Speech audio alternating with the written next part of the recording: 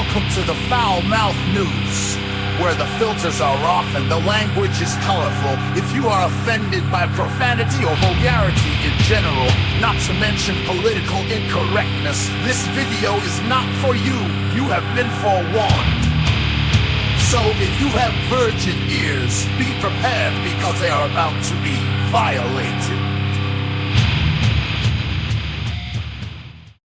Hello, everyone. So, I figured this would be a decent one to start off Monday with, start off the week with, because this right here is some fucking ridiculous shit. All right. You have a right to maintain your anonymity.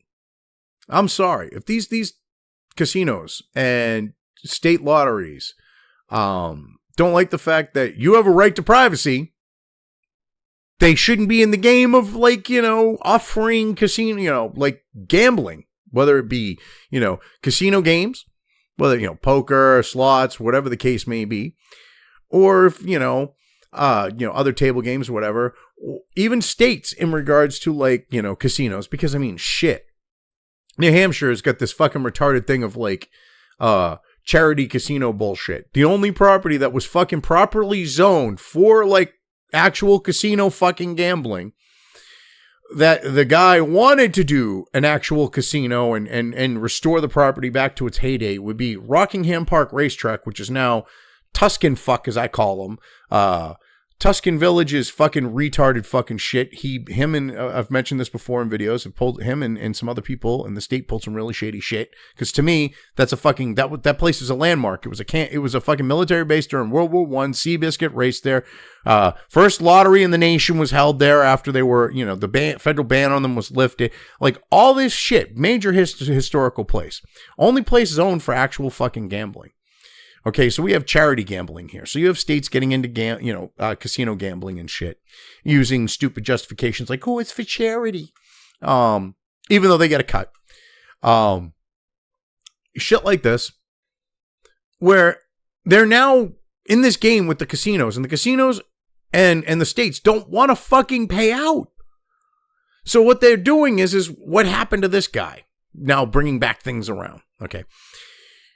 What they're claiming is basically you have money without any proof. They're going, oh, you have money laundering. You're doing money laundering because basically laying small bets so you don't draw attention to yourself for somehow money laundering when it's perfectly fucking legal. Or in the case of what states are doing with lottery, Steve Leto did a video on this. He's an attorney.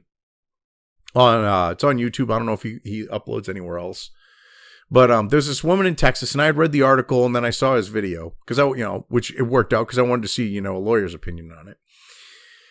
The woman, you now have these apps where you can get your your Powerball tickets and shit like that through these apps, okay? So because the woman used the app, Texas is claiming, oh my God, money laundering, sans any fucking actual proof of this shit. Because someone actually figured out and used these apps and some other ways that if he with money to burn, that if he spent $25 million, he'd win way more than covering basically all the combinations. He'd win way more than if even with other people winning the jackpot, if he didn't invest the money. So he did that. Oh my God, it's money laundering. You don't know that. There are wealthy people that lay bets, low bet, a lot of small bets around. And another thing, are they going to do this in regards to, because horse racing is still a thing. I don't know about dog racing. It seems like every dog track is closed down. I don't understand why. Some of those dogs are treated really well. Some people were shitty earlier on in the thing, but these people actually treat their dogs pretty damn well. The same with horses after a while, perceptions change. But what a lot of people will do, because you don't want to fuck with the odds too bad. All right. A big bet will fuck with the odds. All right. Legitimately at the window of the track. Okay. You're at the betting window.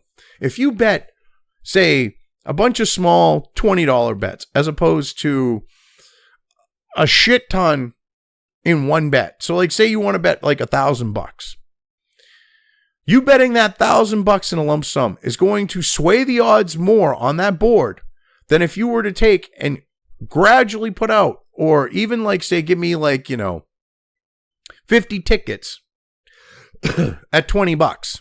I think I did my math right with that. That should be right. I mean, it's going to move the odds less than if you have like bigger bets. So people will do that. So I'm just using that as a justification of legitimate behavior. That's what this guy did.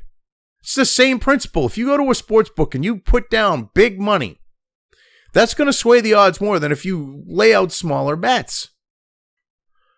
People also will look like the sports books. They'll look at what people are betting. And if they're betting big on something, they'll just decide to arbitrarily change the rules. But if people are betting $10, $20, $50, $100, as opposed to, say, 1,000 or 10,000 or, 500, like, they're going to see those smaller bets and be like, oh, it's just like, an average thing. That's what he's doing. He's playing the fucking system. It's perfectly fucking legal. And instead of owning up that they lost this money, these fucking casinos, and now the states too, are being sleazy motherfuckers. So you have what happened to this guy, which we have an article here from The Sun, written by Maya Lanzone, who's the consumer reporter there. This was published on April 25th. And the title here, Gambler Grapes. Man wins $800K at casino. Well, it was actually between two casinos, but is told he won't see a cent. He's being forced to sue for wanting to stay below radar, which you have a right to fucking privacy. You have a right to fucking be, out of the spotlight if you so choose. All right. The lead-in. Two experts weighed in on the case, one defending the casinos and the other siding with the gambler. Well, I'm guessing, these are two experts. I'm guessing one testifies in court for the casinos, the other one testifies for the gamblers. Just a thought. That might be the case. So anyway, a 24-year-old, let's get into this here. A 24-year-old gambler has scored a whopping $800,000 through sports bets, but the casinos refused to pay him the cash he was due. Or is due, we should say. The Chicago man, under fire for the sneaky methods he used while playing, may be pushed to sue the gambling dens. The sneaky methods. He wasn't being sneaky. So, because he put on a hat and changed his appearance a little bit so that they're not tracking him because he has a right to fucking privacy, that's being the sneaky methods. He went to a fucking machine in the casino and placed his fucking sportbook bets. How the fuck is that sneaky? Come on now, son. Thomas McPeak from suburban Chicago is an avid gambler and sports fan. The young man shares a home with his parents, which features a basement full of memorabilia from their favorite teams, like the Cubs and the Bears. McPeak turned his passion for sports into an income stream, making sports wagers and educating himself by reading stacks of books. So basically, what he's doing here, and I wish I could remember his fucking name right now, but the guy that De Niro character in Casino is based on, he's basically doing what that guy did, because that guy was like the sportsbook guy. He would sit there, research the shit out of stuff, all right, and make his bets based on his research. And the mob loved him for that so much that they set him up in the fucking casino to run the fucking thing, because the guy was a money-making machine, because he actually understood how things work. And he would find out those little things that would really affect the game. Like, I mean, obviously, I'm kind of like joking here, but this is kind of the shit that he would actually find out. Finding out that a guy, that a player is fighting with his fucking mistress or some shit. Seriously. I mean, so like this guy understands the game. He understands how things work. So he figured out the system. He beat the system. Well, he's figured out to where he's on, I would say, more of a level playing field with, the sports books, whether it be the casinos or whatever else. An online one or whatever.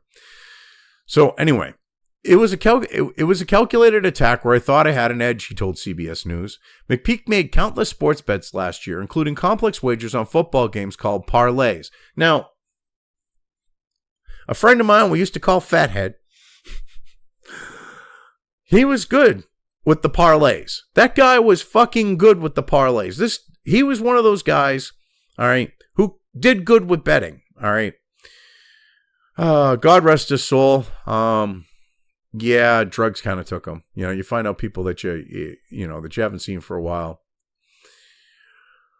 Shit like that happens. But, when he was alive, he generated income by hustling. And one of his hustles was being able to pick parlays. Like, he would sit there, he would flip cars, he would like flip other stuff. He was just like this money-making machine. He just wasn't one of those 9-to-5 guys, okay? And yeah, so one of his things was parlays, and he was good at it.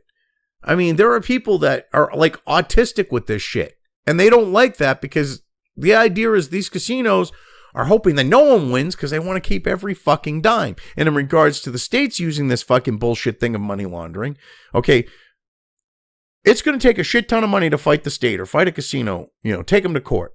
So they figure it's a great deterrence. And even if the person does, they're collecting interest on, like in regards to the lottery, tens if not hundreds of millions of dollars. They're happy with that. I mean, this is fucking ridiculous.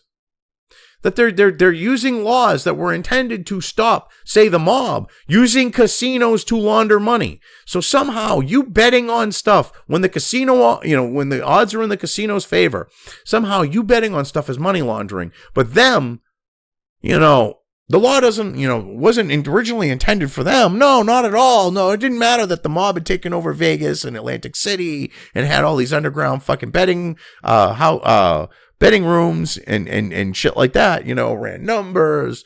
No, now the law that was intended to stop them from being crooked is now being used against average people. Anyway, multiple wagers are tied into the same bet, with several events needing to take place for the gambler to win. He seeks wagers where he believes the odds are in his favor, doing a considerable amount of research that he hand records in a notebook. Okay, so money moves, the next section here. The Chicago gambler travels to different states to place his bets, visiting the sports book at the Horseshoe Casino in Hammond, Indiana, 25 miles from downtown Chicago last August. McPeak brought in roughly $30,000 to bet over the course of around a week, with his winnings totaling $350,000. See, this is what they don't like. They don't like the fact that he's sitting there placing small bets, not moving the needle on the odds dramatically. They don't like the fact that he's keeping low key, that they can't keep an eye on him, because if they saw him drop 30 grand, okay, and this is one of the reasons why they do this, because they want you to fucking give yourself away. So that's why they offer like all the perks and shit. We'll give you free shit and comp you on meals and rooms and shit like that. He just wanted to place his bets because, you can't trust these fucking assholes. Look what they did. They're denying him a payout of $350 grand. Fucking sleazebags. And they wonder why he was keeping a low profile. McPeak visited the Isle Casino in Bettendorf, Iowa, 175 miles from Chicago the following month, also owned by Caesars. He went in with around $20,000 from his Chase bank account.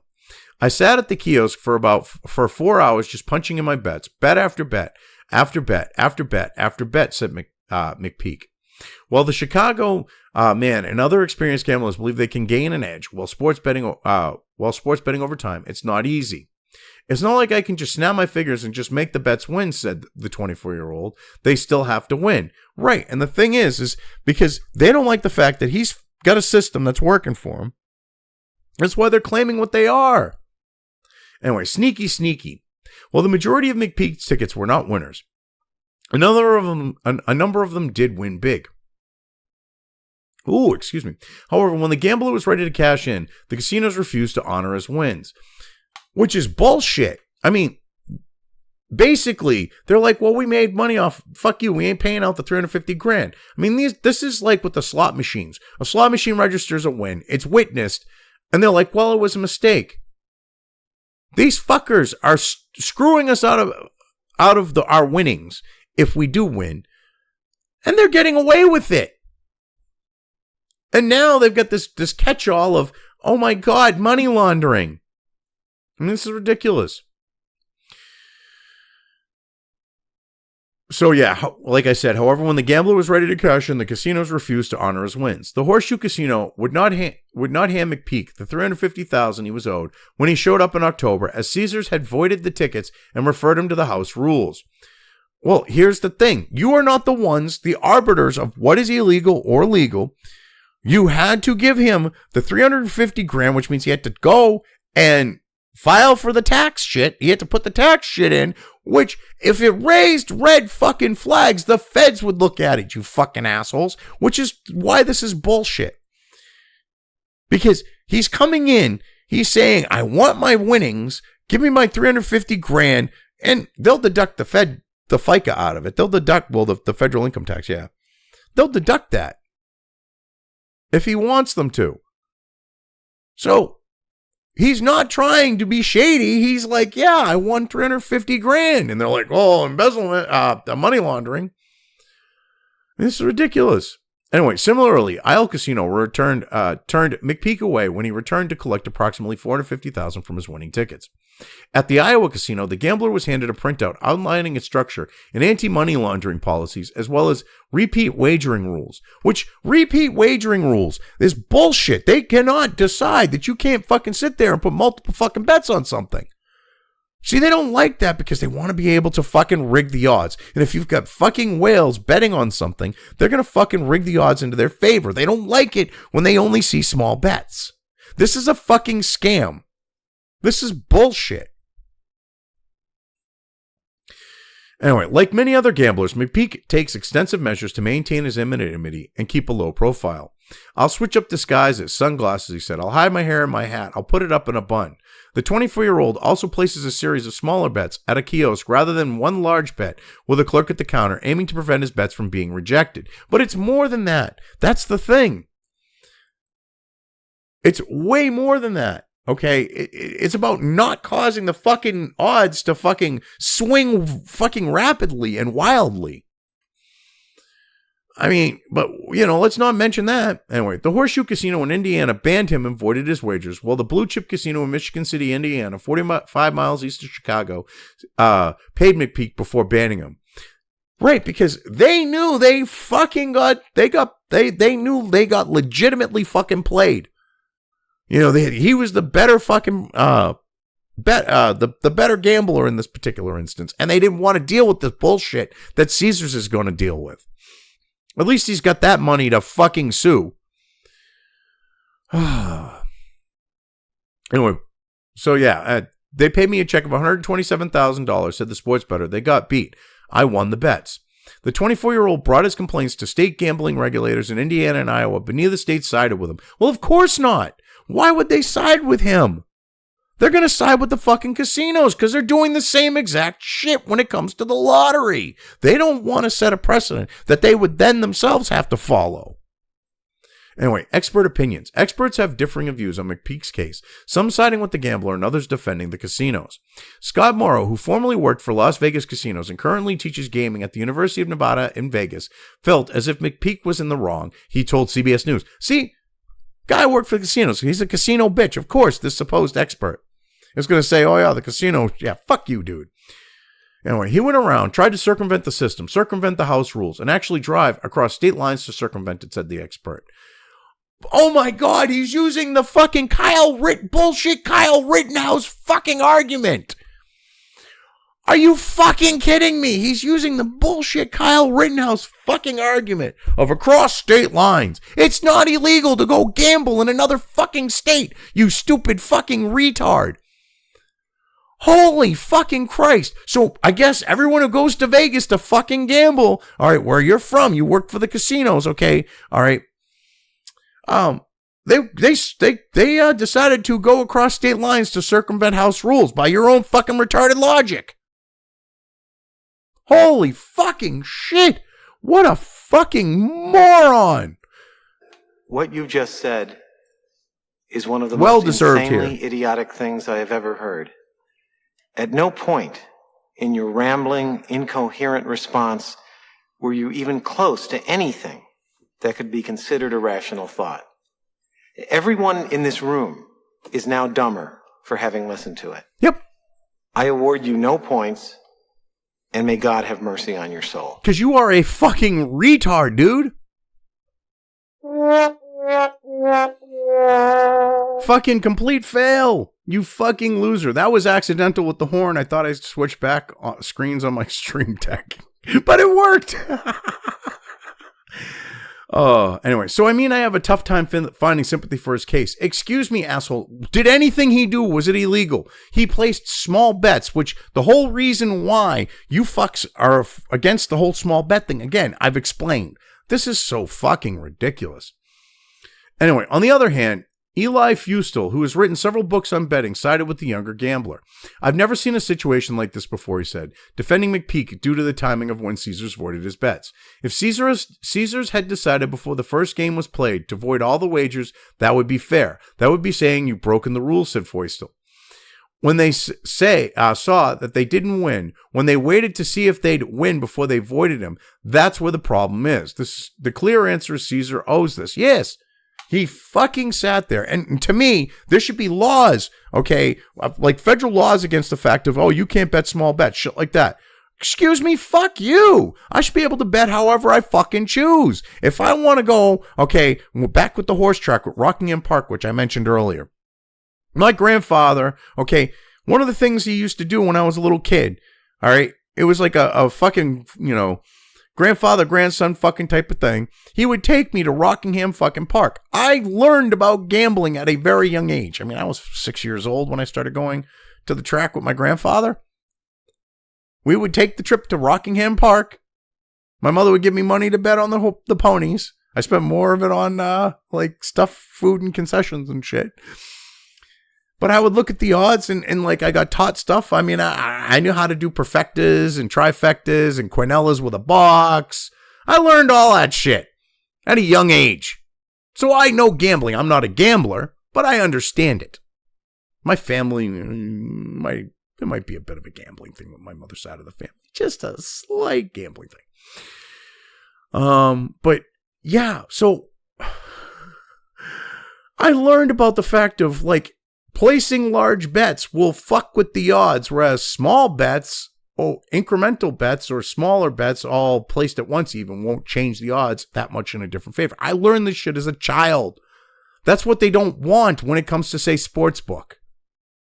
Because they can't fucking sit there and react and change the odds in their fucking favor just arbitrarily. Which is bullshit because they're getting insider information. Which they really are, if you think about it. Because the whole thing is, they're collecting information that is being relayed to them in real time because they're the one taking the bets. And if they see some big fucking whale and they go, oh shit, something's going on, and they can instantly change the fucking odds just based on a fucking gut feeling as opposed to the actual information. That's bullshit. Because when you're giving odds based on the facts, not your fifis. Because, I hate to say this, but casinos are more rigged now, and the state gambling commissions and federal laws and federal agencies that are involved in gambling, okay, they're all in bed together, allowing these assholes to be crooked as fuck. And it's ridiculous. This shit's got to end. Anyway, moving on here. McPeak may take his case to a judge and sue the casinos in order to get the money he believes he is due. There is no rules against staying under the radar, he said. It's horrible what they're doing to me. The Indiana Gaming Commission said that Caesars adhered to its policies when voiding McPeak's wagers. Its policies don't say that, hey, you win, we can steal your fucking, deny paying you out like that. That's bullshit. This is fucking retarded. His case is currently under review according to regulators in Iowa. Caesars has stood by its claim that it voided McPeak's wagers because the 24-year-old's gambling activity was an attempt to bypass its rules. The casino was offered the better back his money that it was used to place the bets, including the losing tickets. Well, the reason why they're doing that, okay, all right, well, basically now it's just about being responsible with gambling. It's just fucking a PSA. But the reason why they're doing that is because if he takes the money back, they can argue in court that we've come to a resolution. They want him to take the money back because they know in court they would probably fucking lose. If they legitimately believe that what he did was fucking shady, they can deny giving his money back. But by giving his money back, if he accepts it, they can use that in their defense. And it would be make a stronger case for them denying his fucking bets. Well, he accepted the money back, so he admits that what he did was wrong. It violated our rules. They're being fucking shady. So even at the end of this article, they're trying to make it sound like, oh, well, they're not being so bad. They offered his money back. No, fuck you. They owe him that money. They better fucking pay out. The guy's got enough money from the other place paying out. I mean, they just don't like the fact of us trying to keep our anonymity from them. They're going to know who he is when he cashes in his bets. They knew exactly who he was after that. They didn't like the fact that they weren't able to fucking rig the odds in their favor by him placing big bets and them going, oh shit, let's change the odds so he doesn't win as much. That's part of this because the smaller bets don't fucking rig when it comes to sports book, horse racing, whatever. Again, do not affect the odds that much. Oh, Jesus Christ. The fucking retarded world we live in. I swear to God. Anyway, yeah, I've covered this well enough. I'm leaving things here. If you've made it this far and haven't already, please like and subscribe. Also feel free to subscribe over on the other platforms where this channel's content is uploaded to, as well as subscribe and follow over on sites like Minds, Gab, and Parler. Links to each are in the description.